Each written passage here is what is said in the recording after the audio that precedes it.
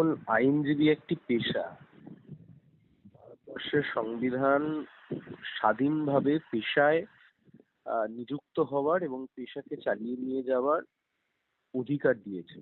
গতকাল কলকাতা হাইকোর্টে যে ঘটনা ঘটলো, এই ঘটনার বিশৃঙ্খলতা যেখানে গিয়ে পৌঁছালো, আগামী দিনে যদি না এর থেকে সরকার শিক্ষা নেয়, তাহলে আগামী দিনে এই ঘটনা আরো ঘটবে। যে কোনো উকিল বাবু তিনি যখন মামলা লড়বেন, তার বিপরীত পার্টি তার চেম্বার গিয়ে এইভাবে হই হট্টগোল করবেন। আজকে বামপন্থী আইনজীবীদের বিরুদ্ধে এই ঘটনা ঘটেছে, দুদিন পরে সরকারের উকিলদের বিরুদ্ধে এই ঘটনা ঘটবে। কিন্তু কি করতে চাইছে তৃণমূল কংগ্রেসের সরকার? কোথায় নিয়ে গিয়ে দাঁড় করাচ্ছে রাজ্যটাকে?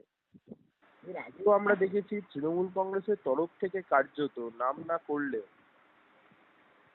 জাস্টিস মান্থার বাড়ির সামনে গিয়ে তারা পোস্টার বেড়ে এসেছিলেন। মানে মামার বাড়ির আবদার নাকি? এই পঞ্চায়েতের শুনানি হচ্ছে নাকি? না, ওটা পছন্দ হচ্ছে না। কোনো সভ্য সমাজে চলতে পারে না।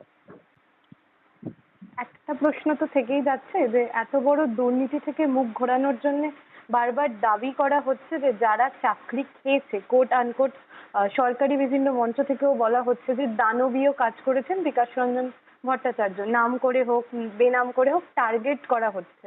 তো এই বিষয়টাকে কিভাবে দেখছেন? যারা বলছে তারা মূর্খের স্বর্গে বসবাস করে, অথবা তারা চুরির মাধ্যমে বেনিফিটেড হয়েছে, তাই জন্য বলছে। বিকাশ রঞ্জন ভট্টাচার্য আইনজীবী হিসেবে তার মক্কেলের হয়ে তিনি মামলা লড়েছেন। দিকে যারা মামলা লড়েছিলেন তারাও কেউ খুব একটা কমতি নন। ভারতবর্ষের তাবড় তাবড় মামলা লড়িয়েছে রাজ্যের সরকার এবং এসএসসি।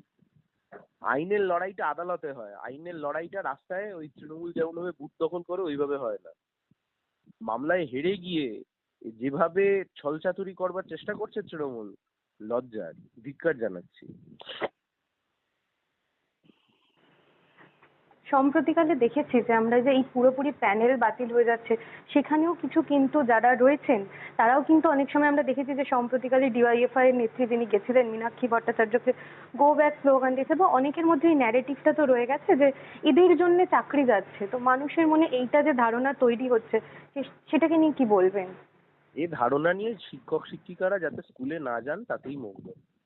ধারণা নিয়ে শিক্ষক শিক্ষিকা হন, ছেলে মেয়েদেরকে কি পড়াবেন? যারা চুরি করলো তাদের বাড়ি গিয়ে ঘেরাও করবার হিম্মত নেই, যারা মামলা লড়লো তাদেরকে যদি কেউ ঘেরাও করে, ও আইকিউ ও বুদ্ধি নিয়ে শিক্ষক শিক্ষিকা হতে হবে না। Thank you so much.